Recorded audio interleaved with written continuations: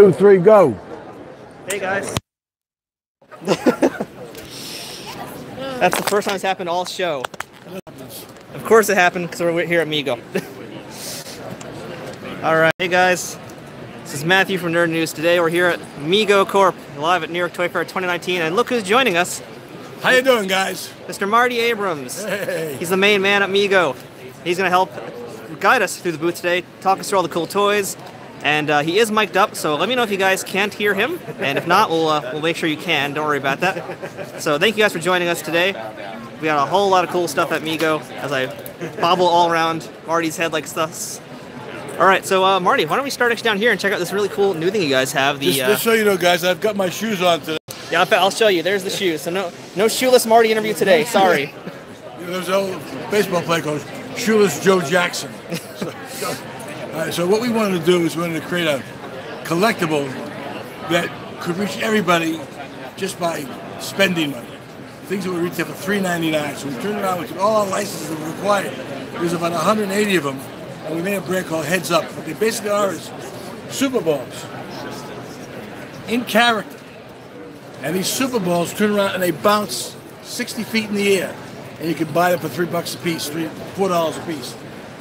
And they sit on these beautiful icons of the characters across the board. Now, having said all the above, this is something that turns around and leads us in the collectible market to the very next thing that we're doing, which is the superheroes. So real quick, I do want to show this stuff down here because someone's been asking about Beavis and Butthead stuff during the streams, and there you guys go. Migo's doing Beavis and Butthead super high bounce balls, so very cool. And Marty, real quick, just tell us some of the other licenses you guys have for the Heads Up. Well, yeah, we've got the same basic lineup as we have in the regular Migos, except we were fortunate enough to get Marvel in all their characters. Very cool. And so we'll have Marvel and we'll have Disney as well. So you got whether it be Kiss, whether it be horror, whether it be action. We've got all the different characters. As I said, there's 120 different licenses. In terms of, you got Warner's and the Warner characters. Warner's has been incredibly successful for us this year in terms of 14 size. Because when you look at that at $19.99 retail compared to anything that's out there, that's either half the size, that's double the price, or a similar size that hasn't got the quality of the product, this has been just kick-ass. Yeah. Oh, look at this. We've done an amazing job. Oh, yeah, these are the new Kiss figures. Amazing job with Kiss. So we have Kiss both at the 14-inch size and the Kiss at the 8-inch size. Here's a brand that we're just launching literally at Toy Fair, which is the Impractical Jokesters. And this guy, Brian, was here yesterday at the booth. The response to the thing has been spectacular. Going a little further on, we've got what we call Legends of Music. Here's the greatest legend of all, the greatest. Jimi Hendrix. That's a new 14-inch Jimi Hendrix there. Looking good. Yeah, we had the 8-inch. We have a new 8-inch, and now we went to 14-inch with Jimmy. Now we have a question about the Kiss stuff since we're live here. Will we be seeing any other members of the band? The answer to that question is yes. So now we've got our legends from Farrah to Muhammad, to Elvis, to Marilyn. And by the way, when you go back in the history of the toy industry, each one of these individual characters were brands by themselves, not as part of the collectible Migos, but Elvis was a huge brand for Hasbro back in the middle 90s. Farrah was a huge brand for Migo. Muhammad was a huge brand, and Marilyn was a huge brand. So when you look at the individual characters, pretty cool, but they're brands by themselves. Bruce Lee, I mean, it's unbelievable in terms of that character. We get Bruce Lee. He's got scratches on his body. Yeah, that one looks like it's based on Enter the Dragon, 1973, and the one right below it is based on the Game of Death outfit, his final movie. Very cool looking. Very, very cool looking. What I love about you is you know my history better than I do. I wish. I know we got a lot of fans watching who know the Migo history so well. They've been buying the toys since they were little kids. So we have Bewitched, which is very, very cool in terms of the brand. And Barbara Eden is a great lady. This turned out to be better than we expected, and we expected it to be great. So we had originally just the classic characters. They've now given us their entire library, which includes Next Generation, awesome. Deep Stay 9, all the movies, with the exception of the J.J. Abrams movies. And then because we're so successful, we moved into the 14-inch collectibles, and then we have the duals.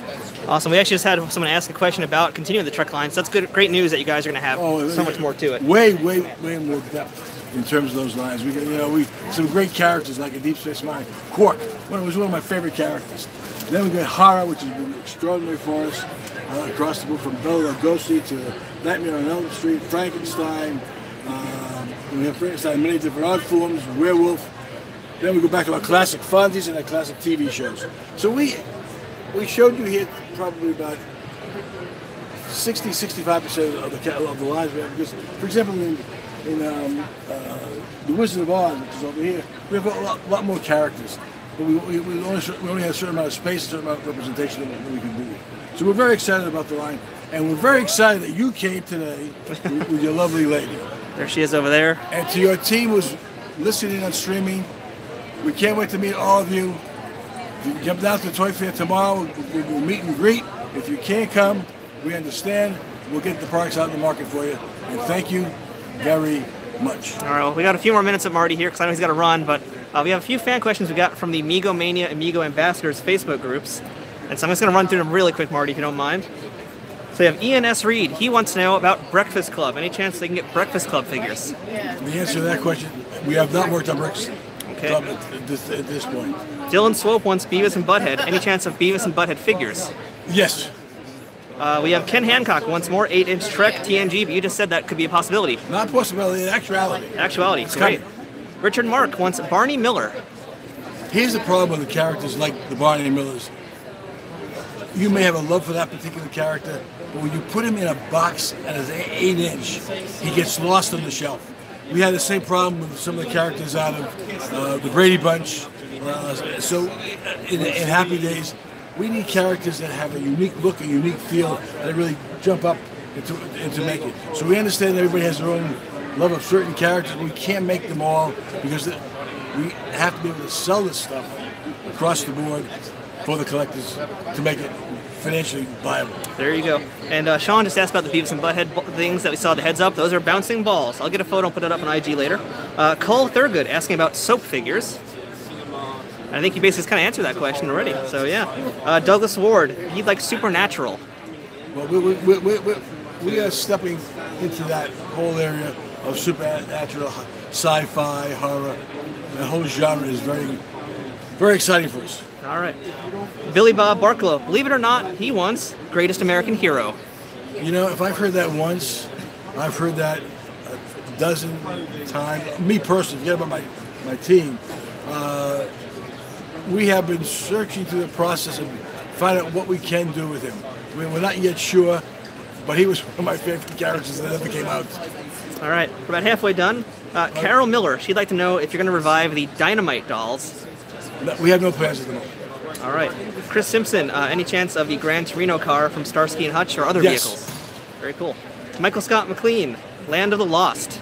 Well, we've been talking to our good friend over there, Marty, and we are working that out. It may take a little bit longer, but it should come to a fruition sometime in the future. All right.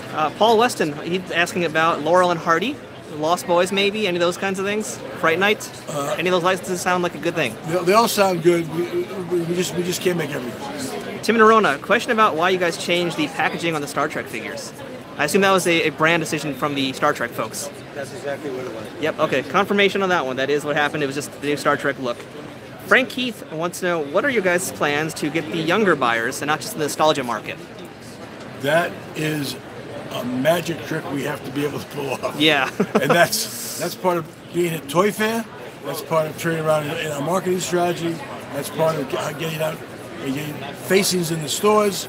That's part about splitting off some of the characters to go into specifically to the male action area. We have a whole strategy that we're working on, but it's really going to be a magic trick. All right, we're almost done with the questions here. If you guys at the chat have any, please let us know before we wrap it up.